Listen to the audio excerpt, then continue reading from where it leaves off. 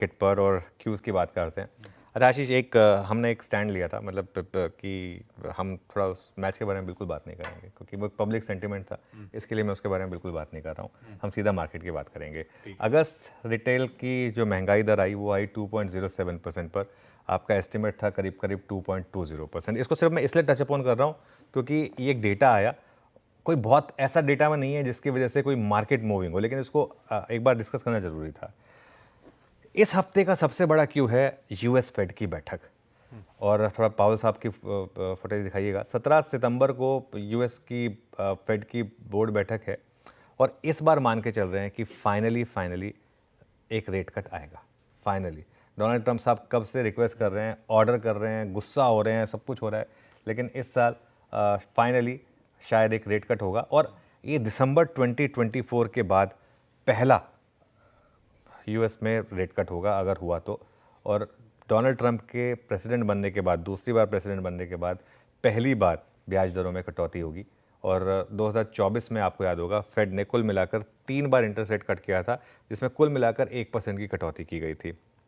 वैसे फेड के पास स्कोप काफ़ी है क्योंकि वो 2022 और 23 में 0.25% से रेट बढ़ने शुरू हुए थे जो 5% तक पहुंचे थे। तो उस हिसाब से अभी भी काफ़ी स्कोप है उनके पास। ये इस हफ्ते का सबसे बड़ा क्यू होगा। इसके अलावा अगर आप देखें तो टेक्निकली मार्केट काफ़ी स्ट्रांग है। पिछले कुछ दिनों से निफ्टी में शानदार तेज़ी है। आप देखें फ्राइडे को लगातार 8वें दिन हम ग्रीन में बंद हुए। 5 दिनों से हम निफ्टी पे लगातार हायर हाई और हायर लो बना रहे हैं। पिछले पूरे हफ्ते इनफैक्ट 5 दिन निफ्टी ने हायर हाई और हायर लो बनाया। इसके अलावा एक और अच्छी चीज़ हो रही है आशीष, हम काफ़ी समय से पूछ रहे थे कि ये आखिरकार एफआई शॉर्ट क्यों नहीं कवर कर रहे हैं। इवन पहले 2-3 दिन की रैली में भी उन्होंने शॉर्ट नहीं कवर किए। लॉन्ग भले 1-2 दिन ऐड करे लेकिन शॉर्ट नहीं कवर करे। अब उन्होंने फाइनली अपनी शॉर्ट पोजीशंस को कवर करना शुरू करा है। आप देखिए पिछले हफ्ते की शुरुआत में 7.5% लॉन्ग पोजीशन पर थे एफआईएस, अब 12% लॉन्ग पोजीशन पर है। 12% इन इटसेल्फ इज काफ़ी एक्सट्रीमली ओवरसोल्ड है, लेकिन एटलीस्ट बेटर है। जो 7.5% हो गया था उसके मुकाबले बेटर है। 12% के करीब अब लॉन्ग पोजीशन है यहाँ पर। और एफआईएस ने अब तक पिछले 2-3 दिन में करीब करीब 20,000 नेट शॉर्ट पोजीशन जो है ना वो अपनी कवर करी हैं इस पिछले कुछ दिनों में। और ये एक इम्पॉर्टेंट आपके पास टेक्निकल क्यूज़ हो गए। इसके अलावा एक और क्यू है जो आज मैं सुबह सुबह अपफ्रंट डिस्कस करना चाह रहा था क्योंकि 3 भागों में बांटा था मैंने। तीसरा है जो यूएस से क्यूज़ आ रहे हैं। इस हफ्ते भारत और अमेरिका की ट्रेड डील की बातचीत फिर से शुरू होगी और इसमें एक इंटरेस्टिंग चीज़ नज़र आ रही है। मैंने इस पर रील भी बनाई थी वीकेंड पर।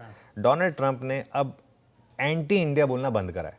हाँ ये सच है। ये मतलब आप देखिए उन्होंने रशियन ऑयल पर नेटो वाली बात की, उसमें उन्होंने चीन का नाम लिया, भर भर के उन्होंने चीन का नाम लिया, भारत का नाम उन्होंने नहीं लिया। उनके जैसे कहते हैं चाय से केटली गरम, उनके एडवाइजर भले 1-2 बार बोल रहे हो भारत का नाम ले रहे हो, डोनाल्ड ट्रंप ने नहीं लिया। उन्होंने एटलीस्ट एक अपने 2 बार ट्रुथ डालने के बाद और जब प्राइम मिनिस्टर मोदी ने भी रेसिप्रोकेट किया तो कहीं ना कहीं कुछ चैनल्स खुले, जिसके बाद एक ये सेंस आ रही है कि एटलीस्ट अगेंस्ट इंडिया उन्होंने बहुत कुछ नहीं बोला है। ये एक अच्छी चीज़ है। अब आते हैं मार्केट के टेक्निकल्स पर। निफ्टी पर देखिए 25,150 से 25,200 ये आखिरी बड़ा रेजिस्टेंस है। आखिरी मतलब इस स्विंग का 25,150 से 25,200। इसके ऊपर अगर आप टिके तो फिर अगला टारगेट सीधा 25,500 का आएगा। और बैंक निफ्टी भी देखिए 54,800 के ऊपर फाइनली बंद होने में कामयाब हुआ। हमने बात भी की थी 2 दिन से, हमने फाइनली बैंक निफ्टी में कुछ ट्रेड की बात की। उससे पहले तक हम बैंक निफ्टी को अवॉइड कर रहे थे। 2 दिन से बैंक निफ्टी में बाय ऑन डिप्स की बात की और दोनों दिन बैंक निफ्टी ने ब्यूटीफुल डिप प्रोवाइड की है और डे हाई पर जाकर बंद हुआ है। तो ये एक अच्छी चीज़ है। लंबे समय के बाद हम 20 डेमा के ऊपर बंद हुए हैं आशीष बैंक निफ्टी पर। और अगर आपने 55,200 क्रॉस कर लिया जो इसका लास्ट रिमेनिंग मूविंग एवरेज है, उसके बाद बैंक निफ्टी का भी ट्रेंड पॉजिटिव होगा। निफ्टी का तो ट्रेंड पॉजिटिव हो चुका है, बैंक निफ्टी का भी ट्रेंड पॉजिटिव होगा। तो ये एक इंपॉर्टेंट चीज़ रहेगी। सुनने में सारे समीकरण अच्छे लग रहे हैं।